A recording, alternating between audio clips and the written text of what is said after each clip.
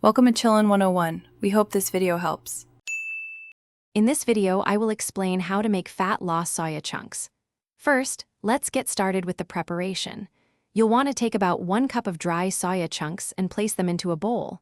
Then, pour in approximately 2 cups of hot water, ensuring the chunks are fully submerged.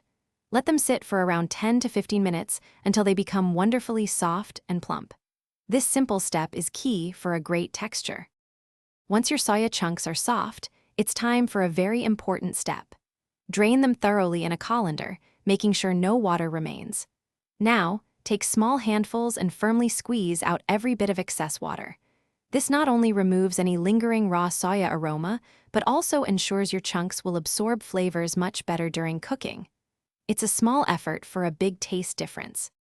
Now for the cooking. Heat just 1 teaspoon of olive oil in a non-stick pan over medium heat. Add your favorite aromatic spices, perhaps some cumin, turmeric, and a pinch of chili powder, letting them bloom for about 30 seconds.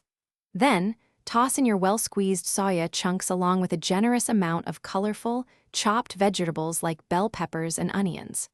Stir-fry until everything is nicely cooked. Your fat-loss soya chunks are now ready to enjoy. Serve them hot, either as a satisfying main course or a protein-packed side dish.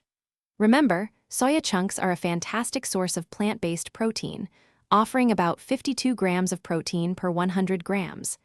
They are also rich in dietary fiber, which helps you feel full for longer, supporting your fat loss goals and muscle maintenance. Thanks for watching. Consider subscribing if we helped you.